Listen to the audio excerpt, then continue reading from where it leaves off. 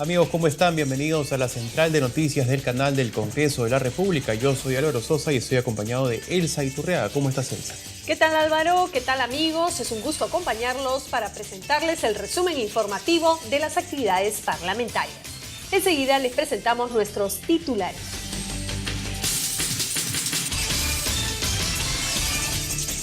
Pleno del Congreso votará este jueves terna de candidatos al directorio del Banco Central de Reserva. Se adelantó que existe consenso entre bancadas. Comisión Permanente aprobó informes finales que acusan constitucionalmente a suspendido congresista Michael Urtecho. Proponen destitución e inhabilitación política.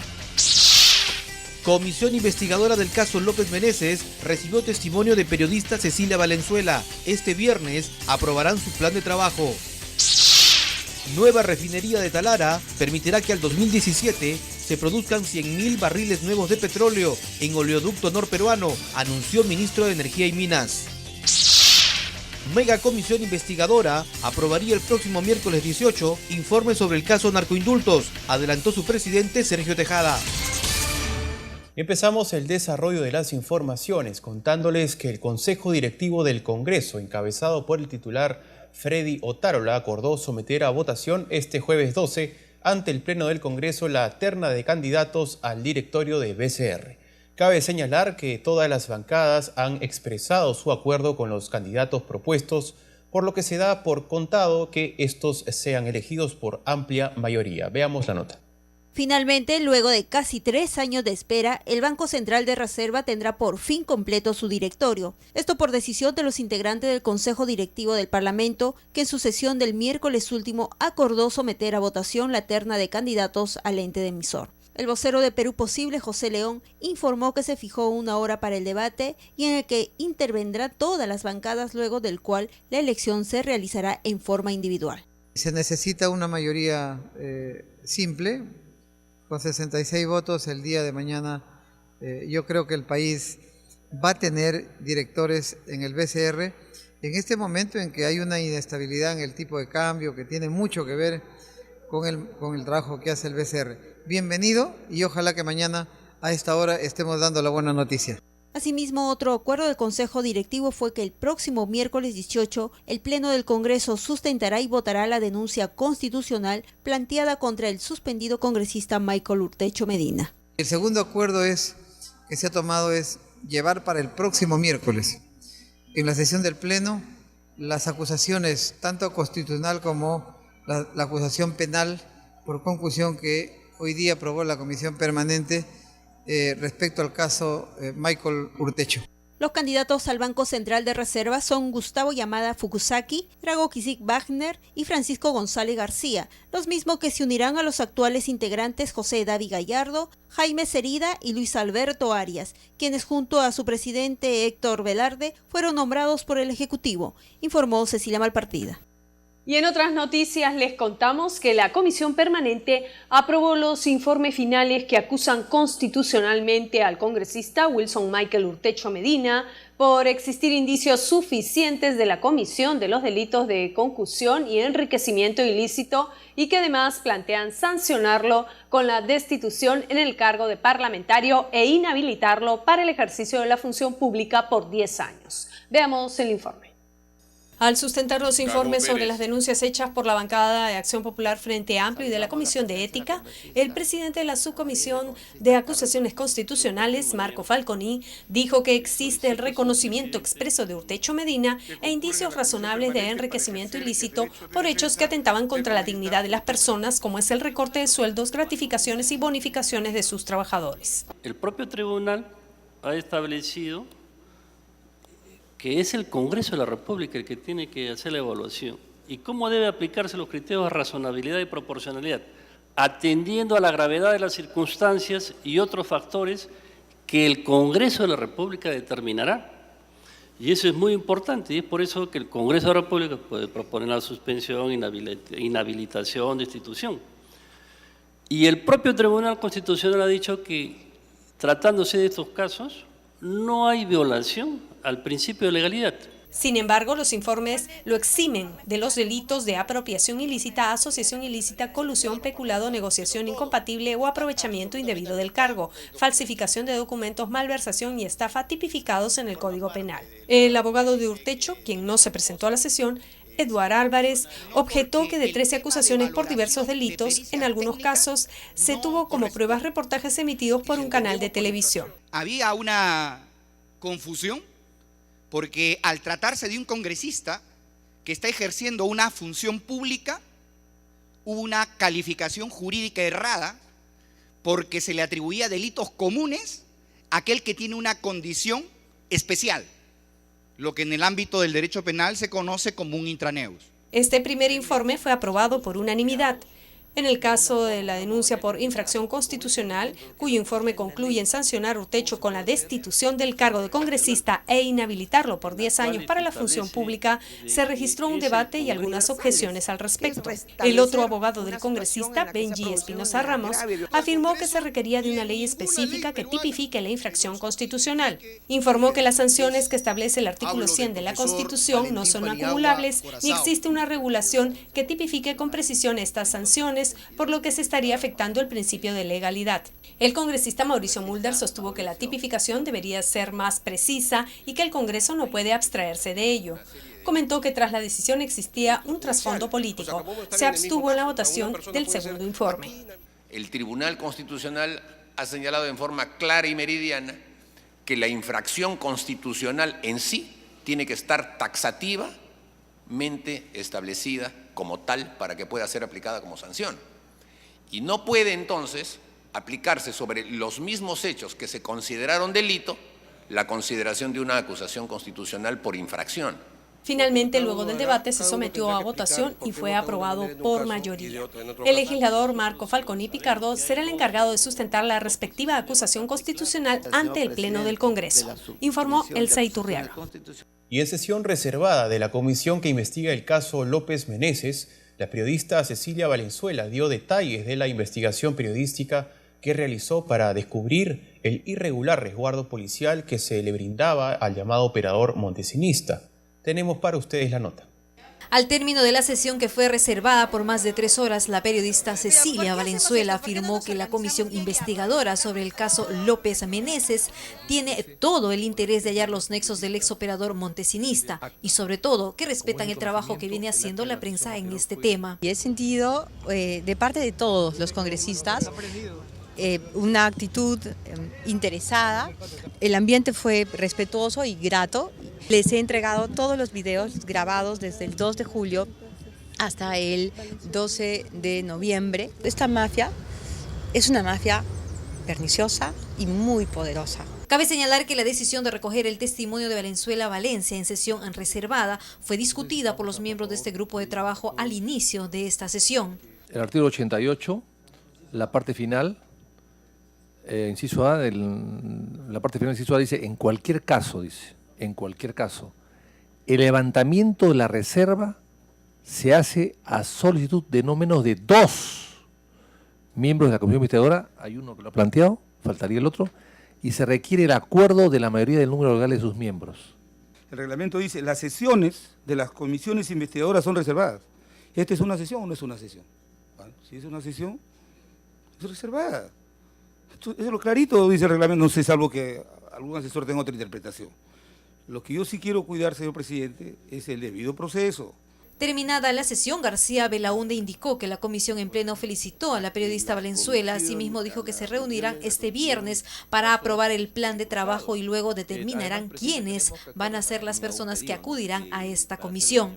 Hemos presentado un plan de trabajo, más que todo lineamientos de trabajo, que consisten en entrevistas, en citar investigados, citar invitados, revisar documentos, revisar temas de secreto bancario, etc. Mientras no hay plan aprobado, no se puede invitar a nadie más de la persona que ya se ha invitado. Al inicio de la sesión, que fue pública, el congresista Julio Gagó se refirió al documento que recibió sobre el pedido de información que hizo al ministro de Justicia sobre los libros de visitas que Óscar López Meneses recibió durante su permanencia en la cárcel entre el 2003 y el 2005. 2007, indicándole que dichos libros se perdieron. Ante esto, García Belaúnde indicó que citará al titular de Justicia, Daniel Figalo, al jefe del INPE, así como al actual y anterior director del Penal San Jorge. Informó Mónica Paredes. La siguiente es una buena noticia. La construcción de la nueva refinería de Talara permitirá que al 2017 se produzcan 100.000 nuevos barriles de petróleo crudo pesado dentro del oleoducto norperuano, anunció el ministro de Energía y Minas, Jorge Merino Tafur, quien estuvo acompañado de su colega de Economía, Luis Miguel Castilla, en la sesión conjunta de las comisiones de Energía y de Presupuesto. Veamos lo que dijeron. Últimos anuncios justamente de la inversión privada en algunos lotes de la selva hacen ver de que el incremento de la producción y el transporte de crudo pesado de la selva con este oleoducto en el año 2014, Perenco y Petrovietnam han anunciado incrementar hasta 6.000 nuevos barriles de petróleo de su bloque y que al 2017 podrán llegar a 60.000 barriles. Lo mismo Gran Tierra, va a empezar con 1.000 barriles y empezamos que cuando ya construya su ducto de conexión pueda llegar a 40.000 barriles. Estamos hablando entonces que al 2017 podríamos tener alrededor de 100.000 barriles nuevos de petróleo pesado, crudo pesado, fluyendo por el oleoducto norperuano hacia Sechura. Al volver, proponen que los informes que emita la Contraloría se incorporen como medio probatorio ante el Poder Judicial y el Ministerio Público. Volvemos con los detalles. Y no se olvide que si requiere de mayor información puede ingresar a nuestro portal web o seguirnos a través de nuestras cuentas en las redes sociales de YouTube, Facebook y Twitter. Ya regresamos.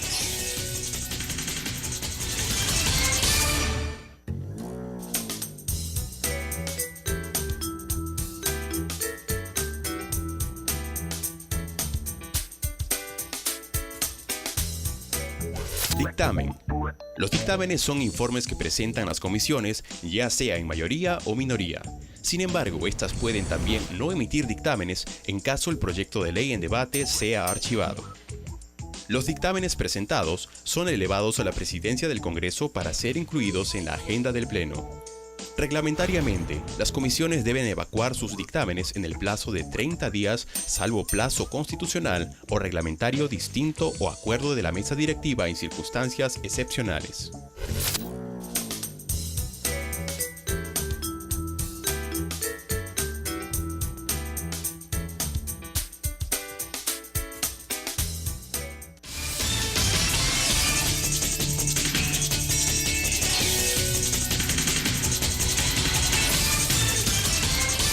Bien amigos, continuamos con las informaciones desde la Central de Noticias del Congreso. Y para el presidente de la megacomisión, Sergio Tejada, la Comisión de Fiscalización debería citar al fiscal de la Nación, José Peláez Bardales, para que explique sobre la militancia política del perito que determinó que el exmandatario Alan García Pérez no presenta desbalance patrimonial.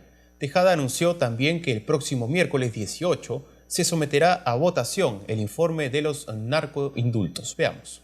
Al presidente de la megacomisión investigadora del gobierno anterior, Sergio Tejada, no le sorprende la decisión del Ministerio Público de archivar la denuncia por desbalance patrimonial contra el exmandatario Alan García. Lo que sí le llamó la atención a Tejada fue la afiliación política del perito encargado del informe. Lo que nos ha llamado la atención es que el perito encargado de hacer el informe, según ha trascendido, es militante aprista. Si esto es cierto, sería sumamente grave, porque no se trataría de una persona neutral e imparcial.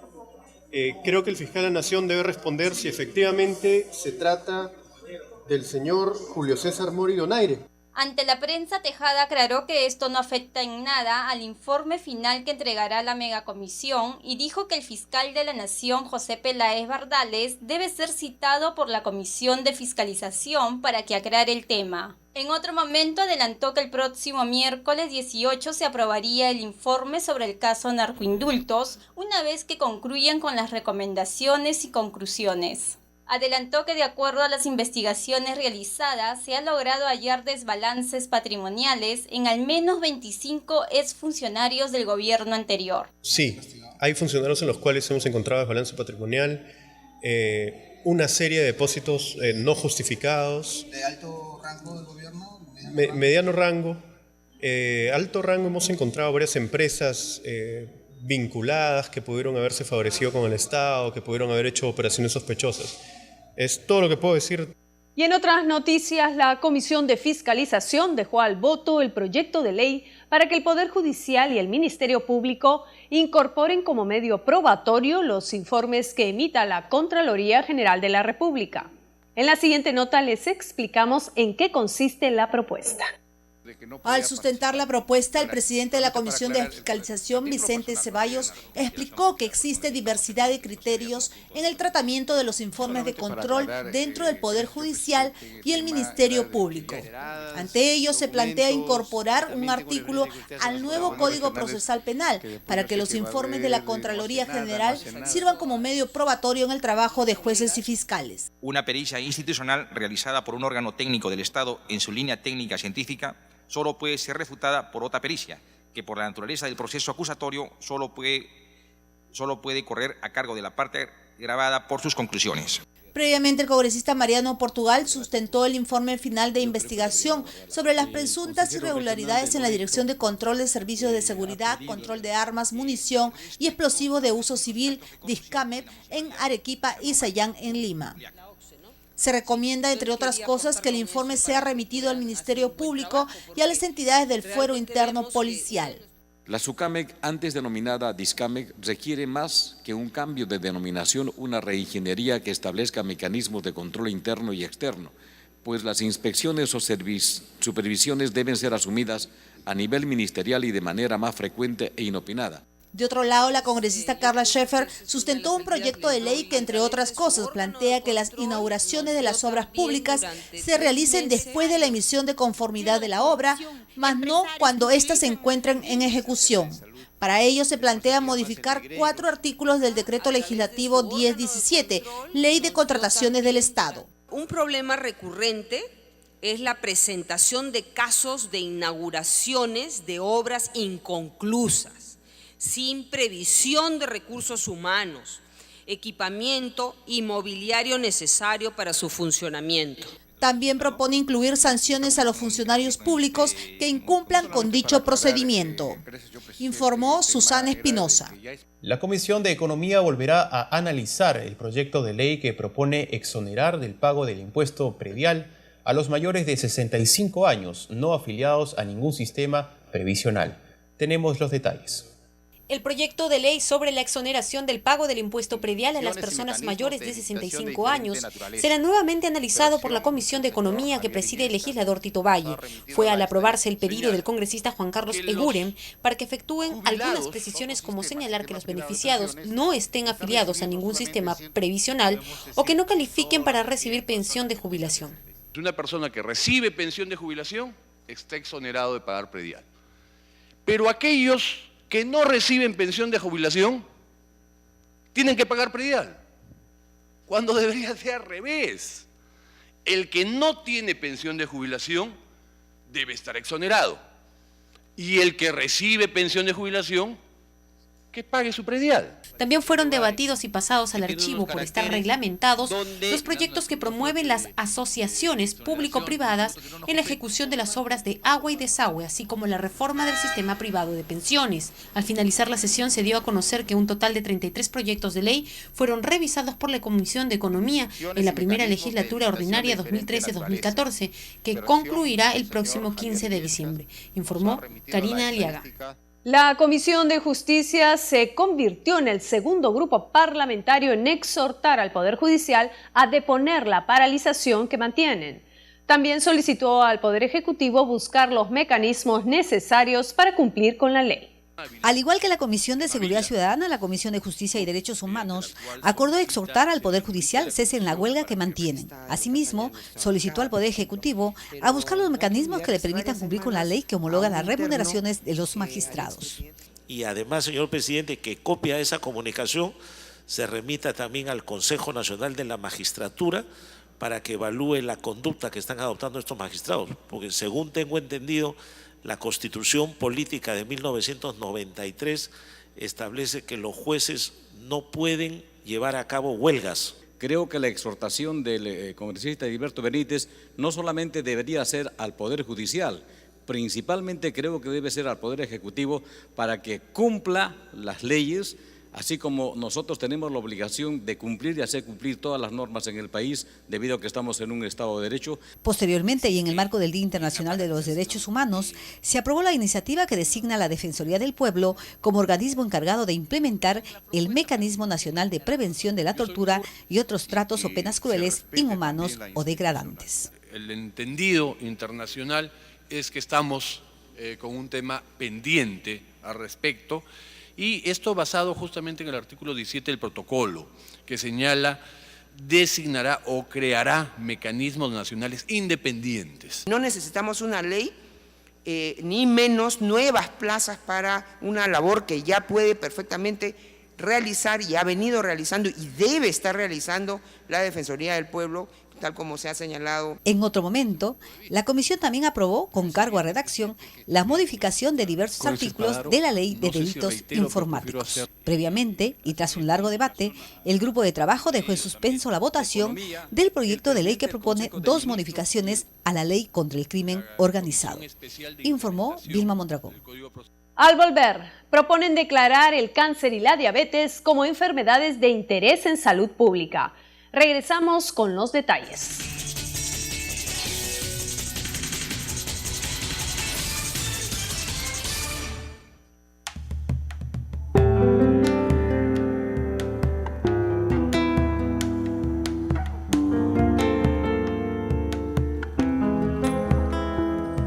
Somos Grao, seámoslo siempre.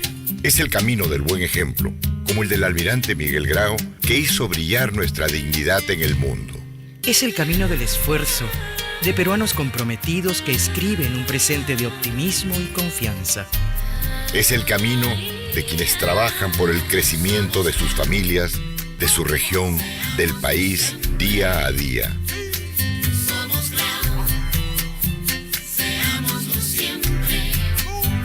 Es el camino de la educación y de la cultura que nos lleva al progreso. Es el camino de la convicción, de peruanos que nos legaron una tierra donde invertir nuestro talento y construir nuestro futuro. Somos Grao, seámoslo siempre.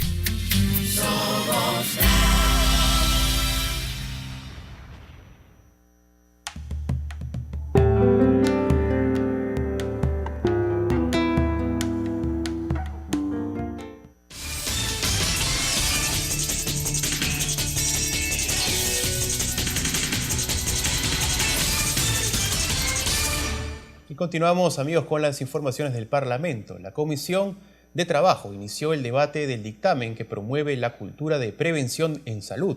Para ello, propone declarar el cáncer y la diabetes como enfermedades de interés en salud pública y prioridad nacional, con el objeto de contribuir a la reducción de la incidencia, morbilidad y mortalidad de estas enfermedades. El proyecto presentado por el congresista Kenji Fujimori plantea que los trabajadores en planilla se sometan anualmente a exámenes de detección temprana de cáncer y el descarte de diabetes, y que los empleadores exijan a sus trabajadores la presentación del certificado correspondiente de los exámenes realizados. Construir toda esta cultura de prevención que está haciendo muchísima falta aquí en el país. Por ejemplo, en el caso del cáncer, ¿qué dicen las estadísticas? Anualmente se dan 42.000 nuevos casos de cáncer y fallecen aproximadamente 15.000 personas cada año. Y el 90% acuden al INEM ya en estados avanzados. No solamente hay que establecer que este beneficio va para los trabajadores que se encuentran en planilla, sino contratados CAS y de otras modalidades, porque si no, algunos van a estar protegidos y algunos no, y consecuentemente tendríamos que poner eso. Más aún si tienen seguro, pues. Y los que no tienen seguro tienen que ir al CIS, pues, señor. El proyecto obliga al empleador a conceder licencia de un día a su trabajador con el fin de que se realicen los estudios correspondientes. También plantea que los costos de la detección temprana del cáncer y la diabetes se encuentren cubiertos por eSalud. Sería importantísimo tocar los términos de público y privado. O sea, la prevención del cáncer no solo tiene que llegar a los públicos o a los que están afiliados a eSalud o al MINSA. Tiene que ser inclusive el que tiene su seguro privado, porque ¿acaso no le da cáncer a alguien que también tiene su seguro privado? Por supuesto que sí. Durante el debate se planteó que los trabajadores que se encuentran en otras modalidades laborales como contratados y CAS también puedan acceder a los exámenes de prevención. Varios parlamentarios coincidieron en que se trata de una propuesta que beneficiará al Estado porque reducirá significativamente los costos de asumir el tratamiento de las personas que padecen la enfermedad a través de una cultura de prevención, informó Rocío Martínez. La situación del transporte aéreo y las condiciones en que operan los aeropuertos nacionales fueron los temas analizados por la Comisión de Defensa del Consumidor que preside la legisladora Julia Tevez. Tenemos los detalles. Para ello, la Comisión de Defensa del Consumidor y organismos reguladores recibió a funcionarios de la Dirección General de Aeronáutica Civil del Ministerio de Transportes y Comunicaciones, del Viceministerio de Comercio Exterior y Turismo, del Indecopi y de Corpac. Luego del debate se acordó que cada institución presente un informe en un plazo máximo de 30 días para dar a conocer la situación actual aeroportuaria y sus propuestas de solución. Entre los principales problemas figuran el estado de los servicios higiénicos, el trato a los adultos mayores, el cobro del TUA, así como la cancelación y postergación de los vuelos, además de la venta de pasajes por internet, entre otros. Y hay un compromiso que en 30 días deben de informar de los avances, porque hemos solicitado de que el libro de reclamaciones debe de haber en cada embarque, en cada stand, en los cuales y también en cada línea aérea o en cada medio de transporte. Otra iniciativa importante es la ley que regula la calidad en la prestación del servicio de acceso a Internet, iniciativa presentada por los congresistas Jaime Delgado, José Luna y Julia Tevez, que se debatirá en la próxima sesión. Nosotros queremos mejorar el servicio de acceso al Internet, es decir, la velocidad de la mínima, que no hay en este momento un estándar de calidad de acceso al Internet, tenga que ser finalmente normado y legislado. Finalmente, se designó a los integrantes de 2 grupos de trabajo, el primero que fiscalizará el cobro de fotopapeletas por parte del Servicio de Administración Tributaria de Lima, SAT, y el segundo que analizará el informe presentado por el presidente del Gobierno Regional de Lima sobre las presuntas irregularidades en el precio de medicinas y material quirúrgico. Informó Yaceli Mirabal, Central de Noticias del Congreso. El grupo parlamentario encargado de examinar la situación del sistema penitenciario aprobó su plan de trabajo que, entre otras actividades, contempla realizar una primera visita de inspección al penal de Lurigancho el próximo 6 de enero. Tras aprobar su plan de trabajo, el grupo parlamentario encargado de examinar la situación del sistema penitenciario acordó inmediatamente realizar una visita de inspección al penal de Lurigancho el próximo 6 de enero. La propuesta fue planteada por el congresista José León, coordinador de dicho grupo de la Comisión Especial de Seguridad Ciudadana, quien también dijo que a la brevedad posible coordinará reuniones con los alcaldes de Lima y Callao a fin de comprometerlos en la resocialización de los internos como receptores de trabajo comunitario. No es que le estemos pidiendo trabajo para un joven delincuente en el municipio de Lima o del Callao o los otros, le estamos pidiendo que cumplan con algo que esté establecido en la norma. Y los municipios podrían ser los primeros con este grupo de trabajo, señores congresistas, que podamos dar un ejemplo al país. En la sesión, el congresista Renzo Reyardo se pronunció a favor de que la administración de todos los penales esté a cargo solo del Instituto Nacional Penitenciario, INPE, como entidad dedicada a las tareas de rehabilitación de los internos. Además, creo yo, presidente, que tiene que ser un solo organismo. Incluso estos centros penitenciarios juveniles o estos centros juveniles de formación, como es que se denominan, deberían también estar administrados por el Instituto Nacional Penitenciario, porque las administra el Poder Judicial. A su turno, el congresista José Yatas cuestionó por qué no se aplican las sentencias días multa como alternativa frente a la suspensión de la ejecución de la pena. En mi experiencia no he podido constatar que hayan sentencias en el cual señale, por ejemplo, los días multa. Entonces sería importante que eso se pida una información. ¿Por qué los magistrados no aplican ese tipo de penas, ¿no? Entre otras actividades, el grupo de trabajo visitará a las empresas encargadas de la provisión de servicios en los penales como sistemas de monitoreo y grilletes electrónicos, informó Rocío Martínez. Amigos, hasta aquí llegamos con el noticiero de la Central de Noticias del Canal del Congreso. Mañana volveremos con un completo resumen del acontecer parlamentario. Permiso.